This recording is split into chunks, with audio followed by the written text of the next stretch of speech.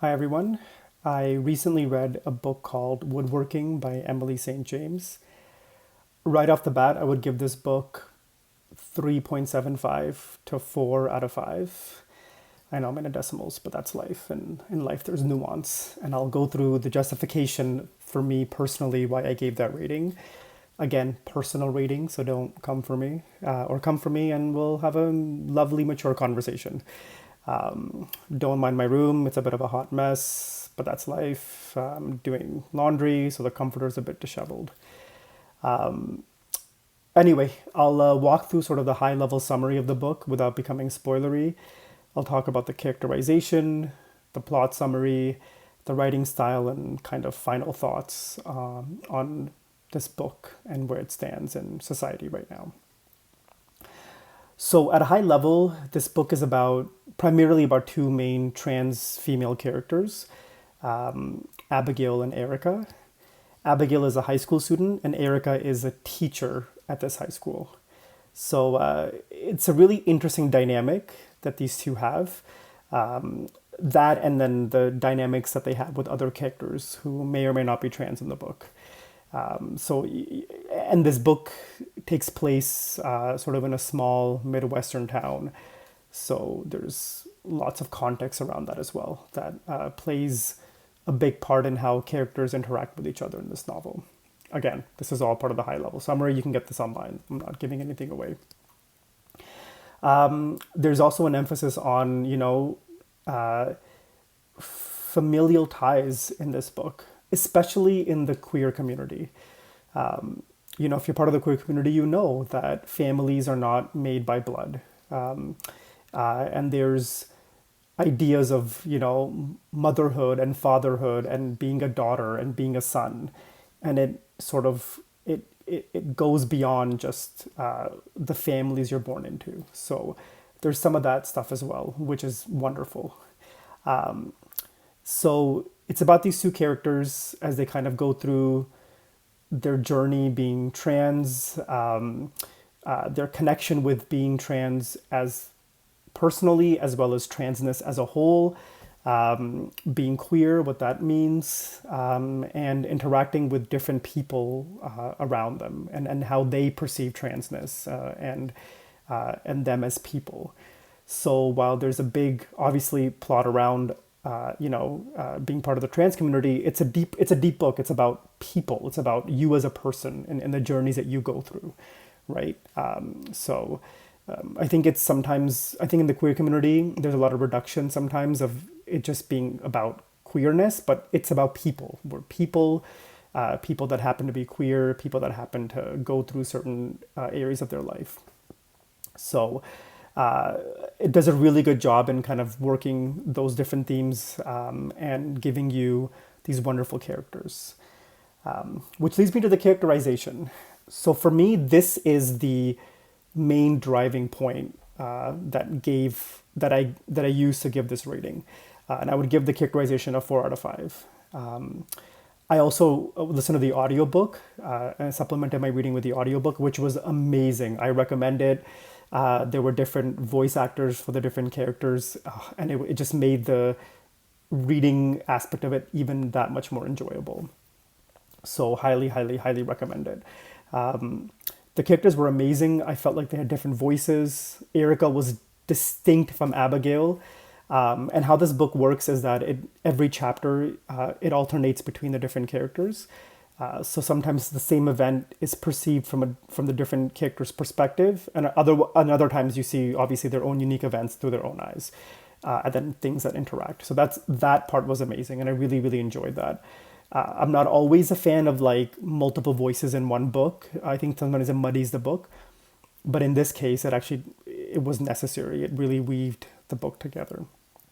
So again, I would give the characters a 4 out of 5. Abigail especially. I loved reading her inner voice. She is bombastic. She is hilarious. She has such an amazing personality, and I love her enthusiasm and I love her passion. I love that. Erica's a bit more subdued, but I think there's that dichotomy. It's necessary, I think, as their relationship evolves. Plot. So This again, as I said, this is a very character-driven book, so there's not much of a plot. It's a bit non-existent, which is okay. Not every book needs a plot. There is a plot device that is used for a side character, and if you know, you know, and we can have that discussion in the comment section. I loved the side character. I wish the side character had their own novel, their own perspective. I would love to read that. But how it was used as a plot device in this book, I think cheapened it. And for me, that particular plot, because it wasn't as fleshed out and the way that it kind of moved the story as a whole, woodworking forward, I don't think it did it. I think it did a bit of a disservice. So that plot in particular, I would give it about a 2 out of 5. But at a high level, I don't have a rating for the plot because it's mostly non-existent. Yeah. Prose and writing style. I like poetic, flowery, I think it's called purple proses. I like that. I really enjoy, not to the level where it's just like floatless, plotless writing that there's no service. I don't like that extent, but I like a sort of a middle place. This book was well written because I could understand it. It's great, but was it as complex as like Martyr by Kaveh Akbar or any of James Baldwin's novels, whether you enjoy the plot at all? It's not that complex. I enjoy that. I love poetic proses. I love the ways that words sort of play and dance around in your mouth, because I love rereading things out loud. This wasn't this book. So for me, at a high level, I would give the writing style about a 2 out of 5. What I did enjoy, and I want to really call this out because it's so important, especially in the trans community, is the idea of names, and what names and identities mean. And I thought it was super creative the way that the author used names and what names mean. And I'm not going to give it away because that was such a killer way of sort of working through the novel, and you have to read it. I really enjoyed that. And again, if you know, you know, once you read it, you'll understand what I'm talking about. But that was done really well.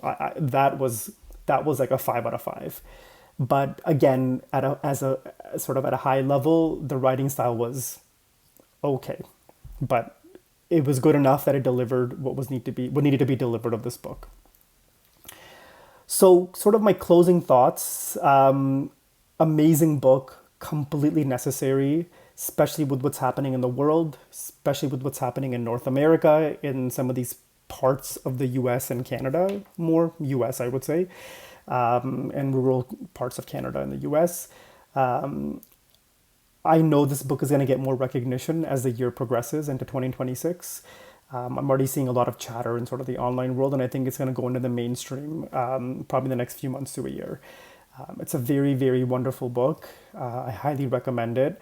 I normally go to the library to pick up books because I don't want to collect books. It's too much. I don't like to have things around. Plus, it's a really expensive hobby. And so I was at the library and I saw the cover, and I'm totally one of those people that is affected by book covers. I judge a book by its cover. And I was like, woodworking. I'm like, what would this be about? And I learned so much about what the idea of woodworking is. And I was sold by the summary in the first chapter or so. And I'm one of those people that totally DNFs books. Life is too short to read a shitty book. And this one was not a shitty book. It was a great, great, wonderful novel. So again, to wrap it up, 3.75 to 4 out of 5. Happy to discuss and have a conversation in the comment section. I am not one of those closed off people. I love having, critical conversations about things. This is my own personal opinion. But that's what life is about. It's about nuance and it's about understanding each other's perspectives. So yeah, I highly recommend it. Give it a go. And let's discuss this book.